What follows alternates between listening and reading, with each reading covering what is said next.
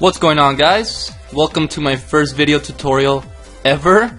Today I'm going to be showing you guys how to make video layouts. Yay, finally! So some people have been asking me how I make the layouts. If you don't know what the layouts are, it's all the little information in the back of my images, like on the sides. Pokemon names, Pokemon levels, blah blah blah. And there's actually quite a few ways that I make these layouts. The first way I ever learned was using this free program. Yes, that's a free program called Photoscape. Some people I've seen videos where they use like paint.net and all this like garbage. For a free picture editor that is decent quality, like kind of Photoshoppy, you're gonna want to use Photoscape. Photoscape is really good for that. I highly recommend it for beginners. The only drawback of this program is that it does not have project files, which is really bad. A project file is any file that you can save and open, and it's like it leaves you where you left off. You know what I mean? Like, for example, Photoshop, you can save a PSD file, open up a PSD file, and you can continue editing wherever you left off. Here you cannot do that. You can only save JPEG, TIFF, and you know, the regular files. So there's no editing. Once you save it, there's no editing. You can't close the program, then open it again and expect to be able to edit the image wherever you were you last left off, which really sucks. But that's fine, because it's not very hard. Unless you make a really intricate, really complicated layout, you're gonna have a tough time. I highly recommend to use solid color backgrounds as far as anywhere that you're gonna be changing information goes, because it's gonna make it really easy to edit it if you ever have to. So yeah, in order to download it, you're gonna want to go to downloadphotoscapefree.com. I will have a link in the description to make it easy. This is a really good program, like I said. But so let me show you guys how I make layouts. So we're gonna close that. We're gonna open Photoscape. The first time that you open Photoscape, I don't know if it's gonna be a little bit different than this. It might not. But this is pretty much the home screen, and it has a bunch of tools. It also has a screen capture, so hey, you might want to try some of this stuff out. I've never tried any of the other stuff out except editor. So I'm gonna go to editor, and here is the project window. So here is gonna be like the canvas, right? It's gonna show you your progress and how your image looks. Here is the files window. Here is the explorer window where you can find all your files. And down here is the tools window, and it has 4 different kinds. It has home, object, crop, and tools. It is not as sophisticated and as I guess complicated and in-depth as Photoshop. It only has limited amount of tools, but like I said, it's really good for beginners. So let me show you guys an example of one of my templates or layouts, like that one. So this is pretty much what I've been talking about. This is a layout. Here we have a slot where we can add our video to. Here we have a little window that I made with a Pokédex, and as you can see, I messed up, so it's not a solid color background. So if I ever make a mistake, I can't just erase it. I have to always be backing it up, and then, you know, have a backup and go back, and yeah. But as you can see, these windows, I made them very simple, just a solid background color. A black, which is very easy to edit, and so yeah. But see, as you guys can see here, it is not solid color. That is just a background, and I will never ever have to go into here, erase something, and re-edit. So that's what I've been talking about.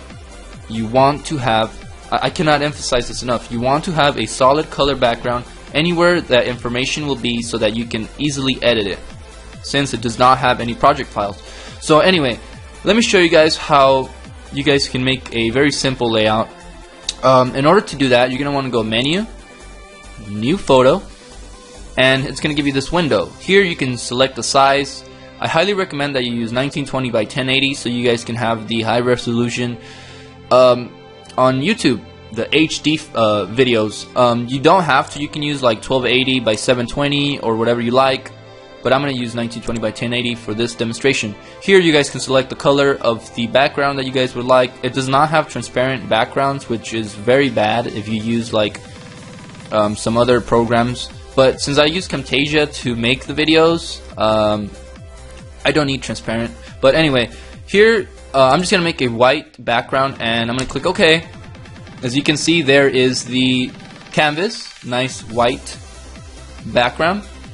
And in order to add a background image, and I really recommend that the first thing that you do is add a background image, because adding a background image is gonna just kind of give you a foundation that you can build on. After you have that, then you can put, you know, your little windows where you will have your slots or your video window, and stuff like that. So here, for example, I want to put a background image, right?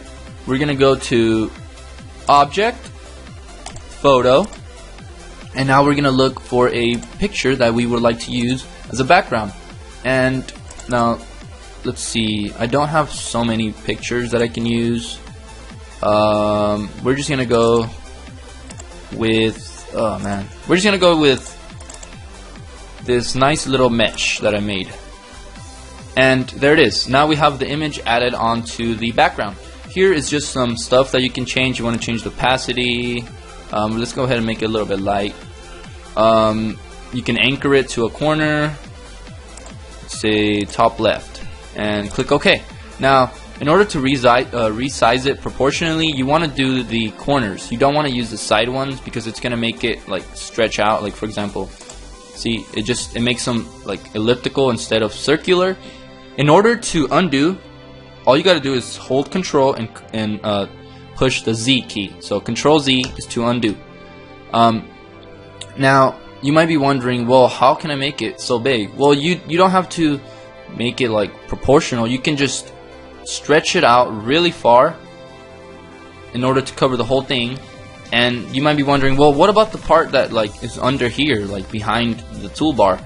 Well, don't worry, I will show you guys later how you're gonna be able to get rid of that. It's just gonna crop it by itself, so you won't have like a huge freaking piece under the background, if you know what I mean. But anyway, so now that we have our background in place, we're gonna want to go to Object, and don't use these. These are just outlines of circles and shapes and stuff. Use the ones that are shaded.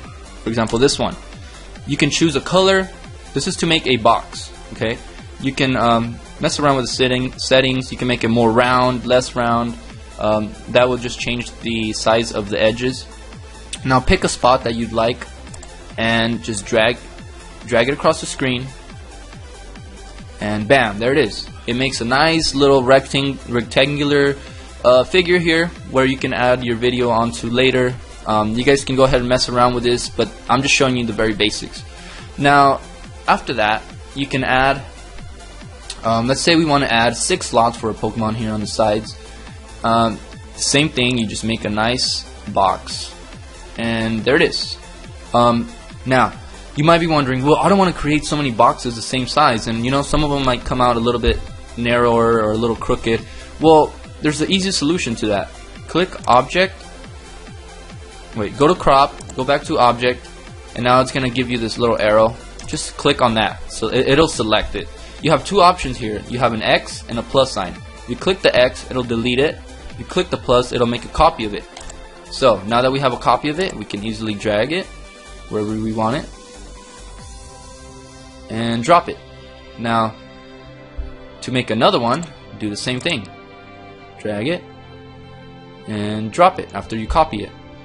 And we want to do that 3 more times, so let's go ahead and just drag and drop.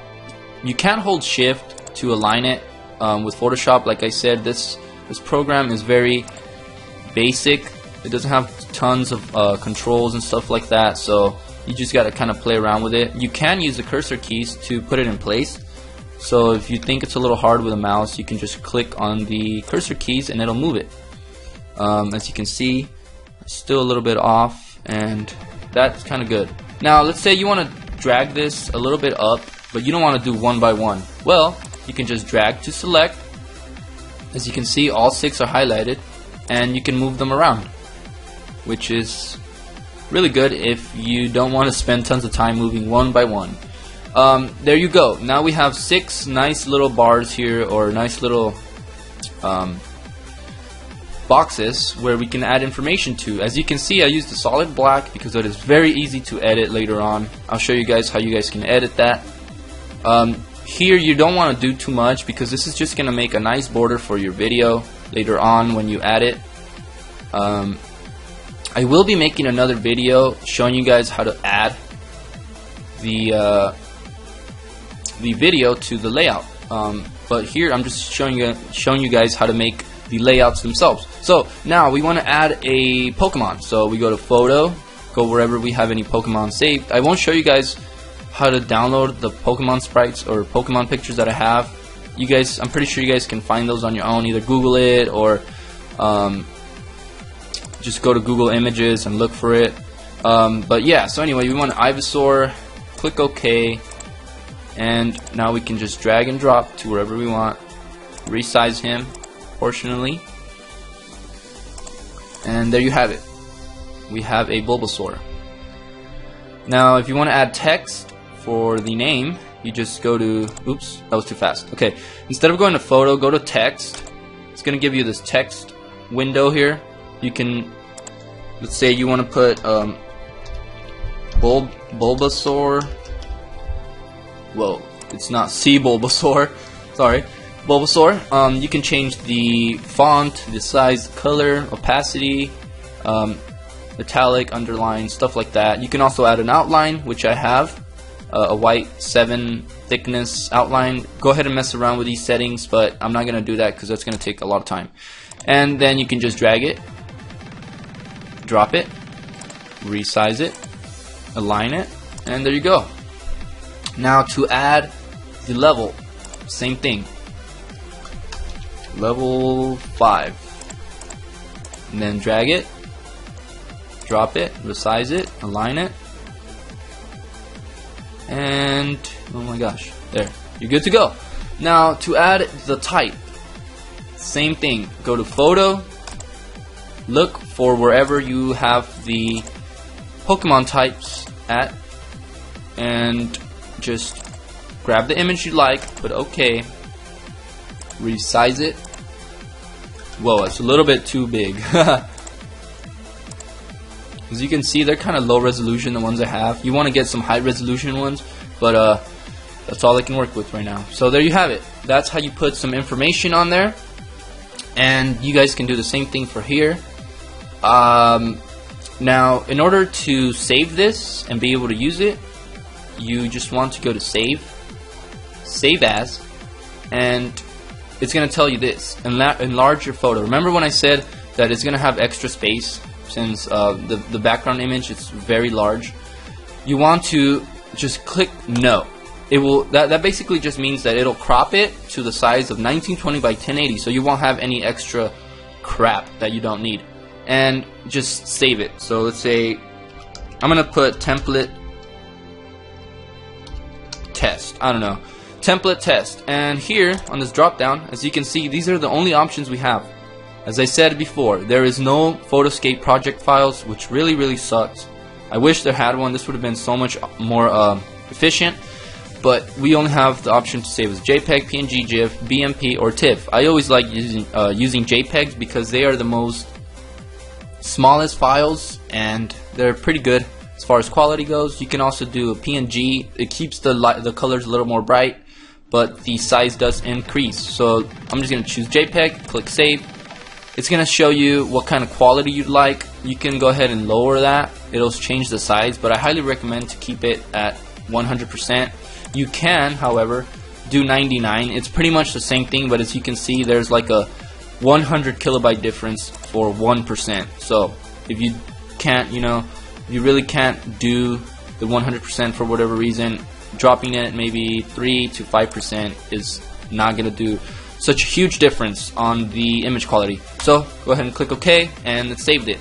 Now, as I said before, you cannot save it as a project file. So once you close this and you want to, let's say you finish your files, you finish your video, and you want to go make another video and continue where you left off. So once you open it, you cannot go to Object and Select because it flattens it. So there's no layers here. It cannot save it as a layered file. So this is all flattened.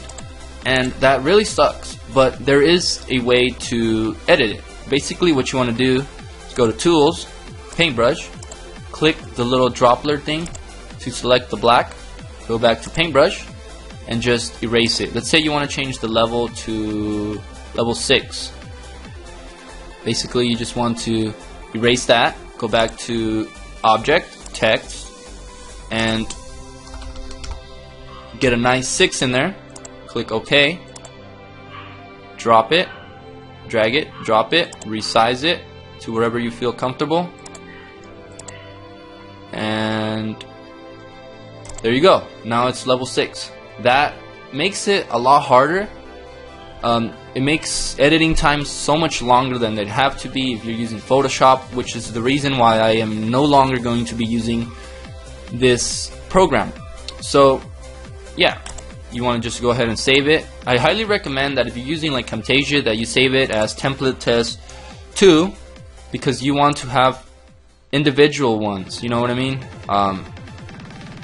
Because you're gonna I'll discuss that in a later video, so just make sure you save it as a second image and not overwrite the first one, and I'll discuss that in a later video. So save it, same thing, and there you have it. Now you have a file that says level 5 and one that says level 6, and so that's pretty much how you edit with this nice little program. I highly recommend it for beginners. Again, it doesn't have project file support, which is really bad, but if you're just starting out and you don't know much about editing and you don't have a decent amount of money to go buy a $300 program, I really recommend that you get Photoscape, because it's a really good free software to begin with. I will have a link down in the description to the website where you can download this. Feel free to use that. Leave any comments below if you have any more questions. Don't forget to rate and subscribe. I'll see you guys on the next one.